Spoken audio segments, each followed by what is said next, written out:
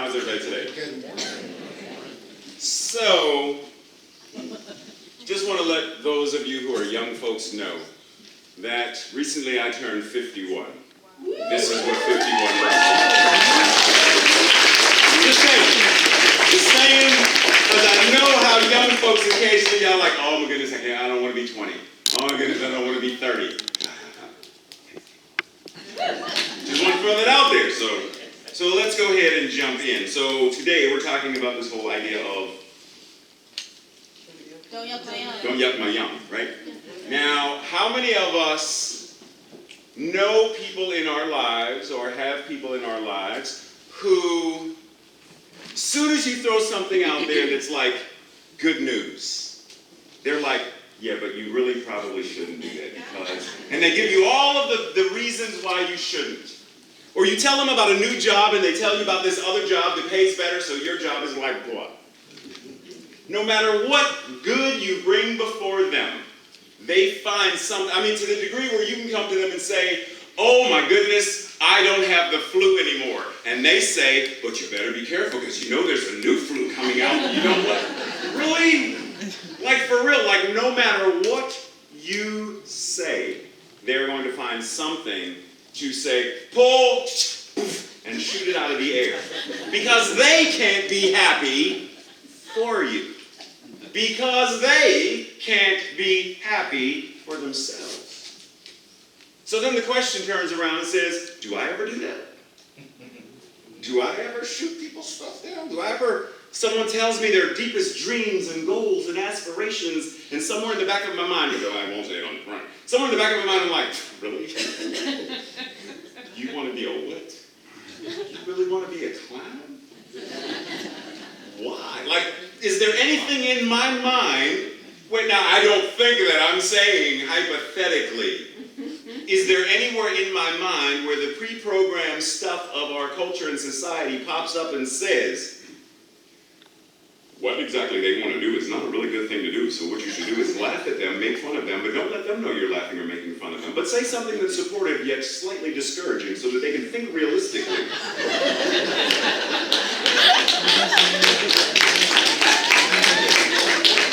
What? Wait a minute, what? Because there are times when we do that. We fall down this spiral of, why can't we simply say, life is good. There is no other shoe that I need to wait for it to fall. Why do I need to say that Murphy's Law somehow overpowers God's law, nature's law, divine law? And Murphy's Law, for those who may not know, Murphy's Law says anything that can go wrong will. It's just a matter of time when it will show up. But what can go wrong will. But why? Is it because somewhere we've allowed that thought to take root, that bad must show up? Recently, I encouraged some folks in a class, this little class we had on Wednesday nights. And I recently encouraged them to say, for 1 hour, just one day of the week, just 1 hour, call everything good. No matter what happens, it's good. Because God is all there is, and God is good. So whatever I see, whatever I experience, whatever comes up in me that says, I don't like it, I'm going to say, before I kick it, before I pull, before I go anywhere near that, I'm going to say, our thoughts are prayers and we are always praying our thoughts are okay. It's good. Don't ask me nothing else, because if I start to say something else, then I'm going to start to take the good back. And how many times do we do that? Do we say something and we put out this amazingly positive, beautiful affirmation thing, standing in the mirror like, I got it today. Today I'm going to reveal the Christ. Yes, I got it. Ooh, what is that? And we will not allow ourselves to simply stand in the beauty that God has chosen to be as us. That the universe has chosen to create itself as us. So every time we look in the mirror or whatever and say, oh, but I'm not smart enough, I'm not tall enough, I'm not short enough, I'm not thin enough, I'm not thick enough, I'm not sexy enough, I'm not good enough, I'm not whatever enough. Technically what we're doing is saying that God is not any of those things. Now, we already know that God is not some anthropomorphic deity sitting on some mountain somewhere with a lightning bolt in his hand, but for the sake of conversation for this present moment, if God were Zeus or one-eyed Odin, would we dare to go before him and say, neener, neener, neener, you're stupid, while he's got that thing in his hand? Really? We wouldn't do it. Now that's assuming the anthropomorphic. But we already know that that power which is, the I am that is, the Christ consciousness, cosmic Christ, Buddha nature, is right here, right now, showing up as us. So why discredit who and what we are? Why belittle the deliciousness that life can be? Anybody in here ever see one of those Food Channel networky things like Chopped? That's all 3 people. Oh, yeah, see, look, don't play shy, because I know y'all. There's some new faces. Don't play with me. So, Chopped, or Master Chef. Okay, thank you. That too, yes. So, you open the basket, and what is this? What is it? It smells like fish, but it looks like a fruit. Like, I don't know what this is. And they open the basket and they say, we want you to cook a savory meal using Twinkies, steak, and bacon. You want me to make what? And what do these people do?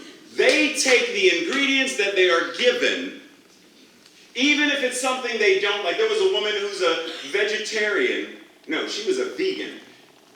And she was on Chopped and had to cook beef, knowing I'm not going to taste it, I don't want to touch it, but I have to cook this to serve it to the judges and have them like it in order for me to not be chopped. So taking whatever life gave them, whatever life gives us, are we willing to see every ingredient in the basket as usable, as useful, as possible to turn into a delicacy that a judge, ourselves, our ego, that a judge would also have no choice but to say, wow, this is good. I don't know how you took child abuse and turned it into this. I don't know how you took rape and turned it into this. I don't know how you took whatever happened and turned it into this. I don't know, but this is good. Why would we ever discredit all of the potential ingredients that we have from life?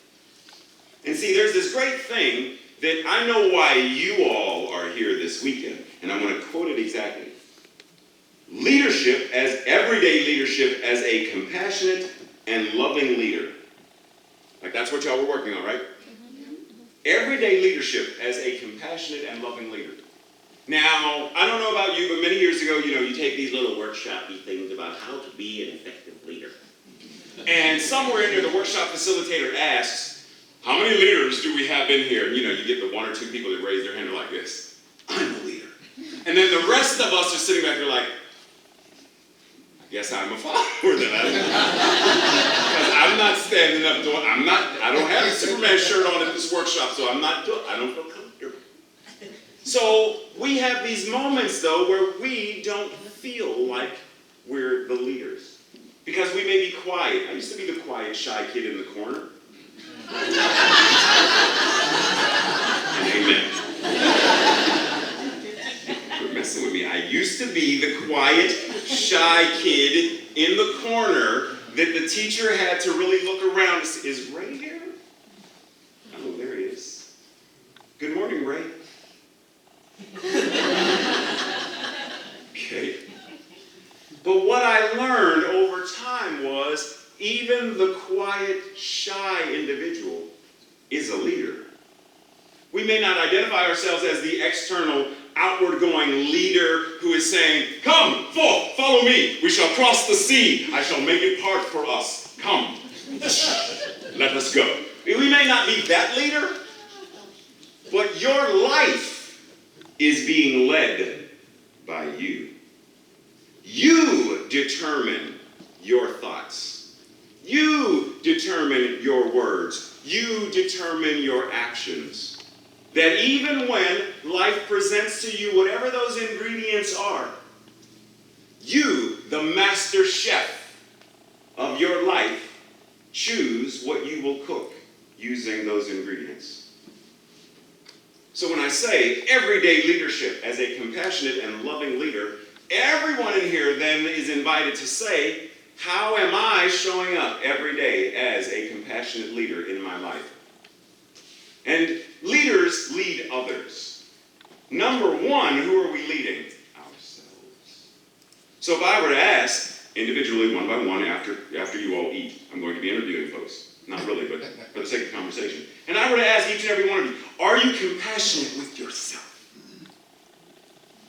Throw out some words, and when I say compassionate, what comes to your mind?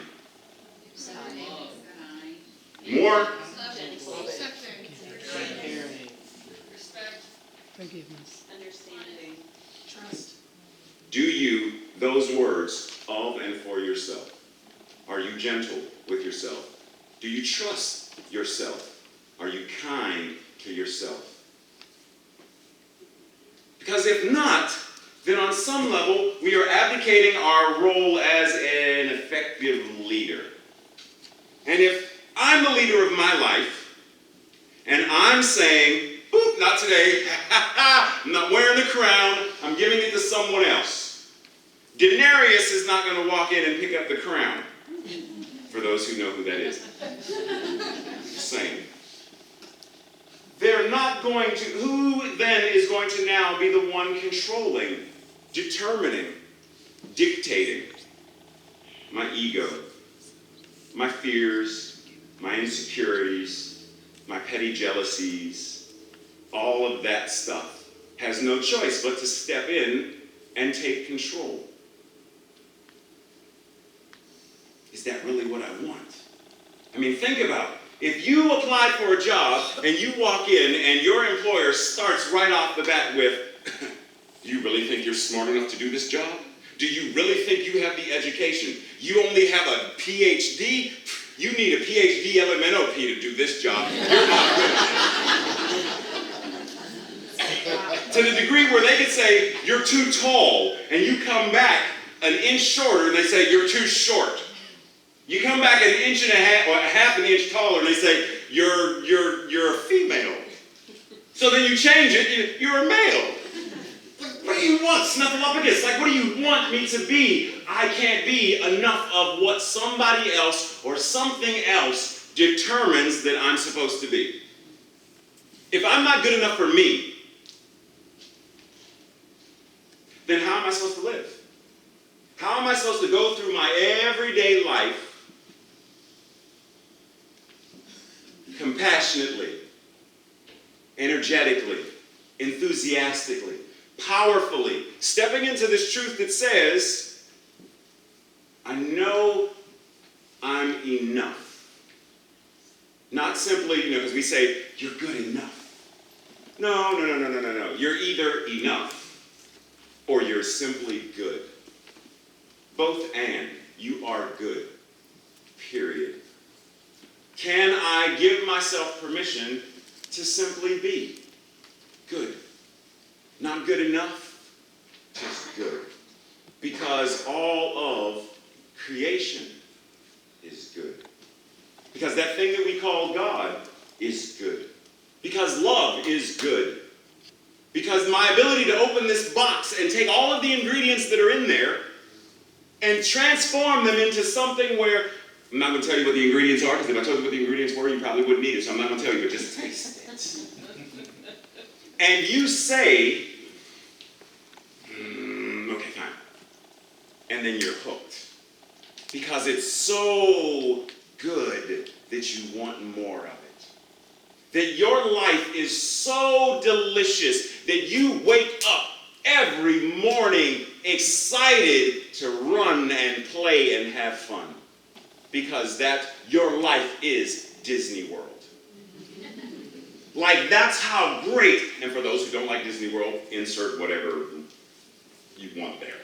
But your life is so magical and beautiful and amazing that nothing, including you, can rob you of that. Nothing. The other day, this young lady and I had coffee and conversation at Starbucks. And we were talking about this gentleman by the name of Muji. And it inspired me to, pick my Muji book back up. And I want to share something with you that stood out. When you are established in and as the self, whatever is going to happen will just spontaneously, and that's capital S self.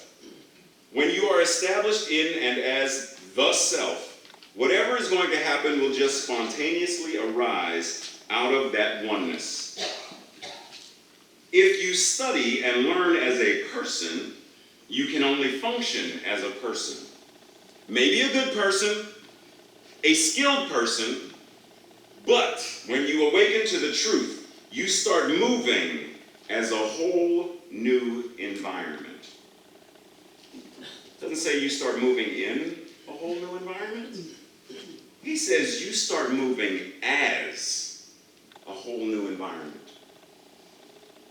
That means you walk into a space and people immediately see the energy that you give off.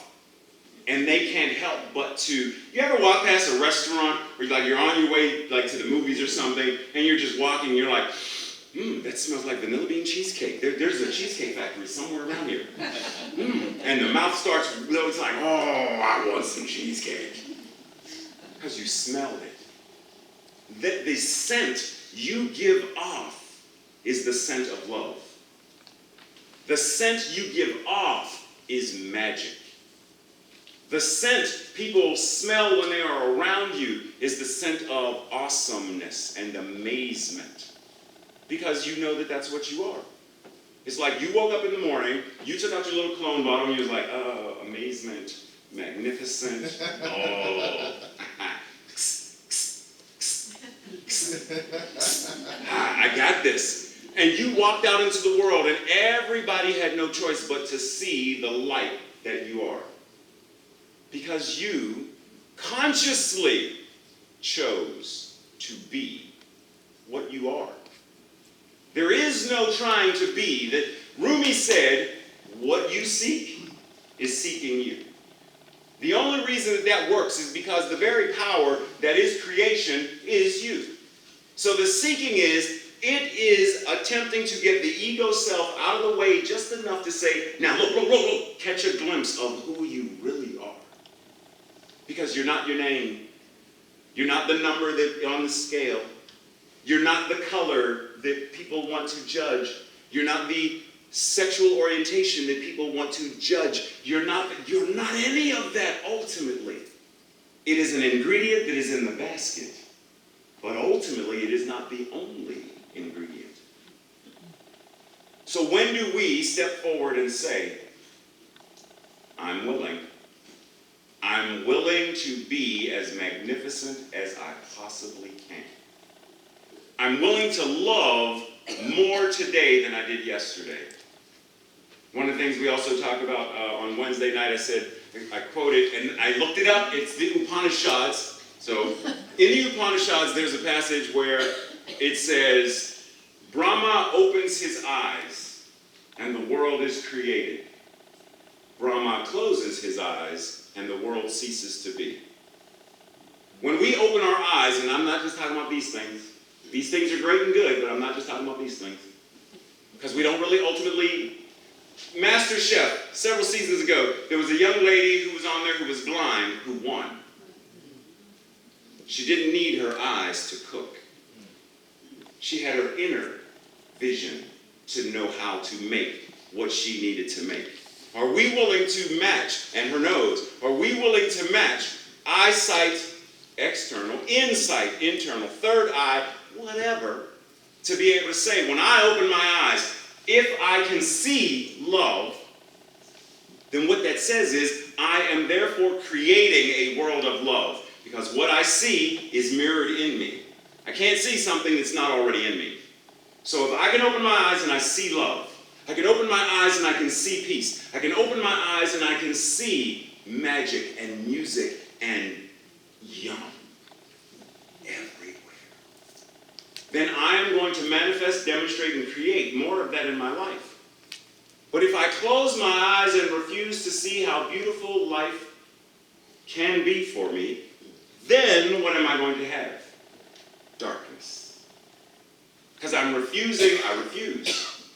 Which goes back to how we started. How many people refuse to let you be happy? When mom and dad should be saying, honey, whatever it is you want to do, you want to start your own business, do it. You want to write a book about cats who sew, do it. Whatever you want to do, I'm supporting you. I'm with you because I believe in you. Rather than, you want to do what? Oh, where did your father and I fail? So many people who we go to as our support system and our trust folks, who turn around and are the very ones who, but do we let them? Do we choose to? Now, there are moments in my life when I catch myself. And, like, for example, how many parents in the room? Okay, so you'll get this. So 3 of my children are sitting over there against the wall. And, go ahead, raise y'all's hand, because everybody's looking now.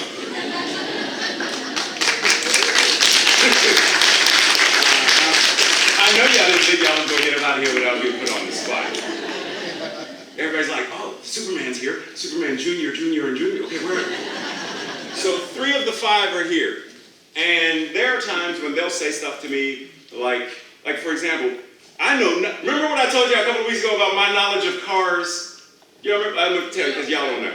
So I made a comment and said that if somebody were to come to me and say, I will give you $10 million if you can find the carburetor, I would open the glove compartment and pull out some tissue and say, maybe this is where we start. I don't know.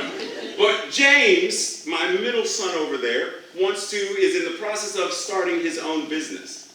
And I know nothing about cars. And he's a genius when it comes to cars. Right? My job is simply to say, do it.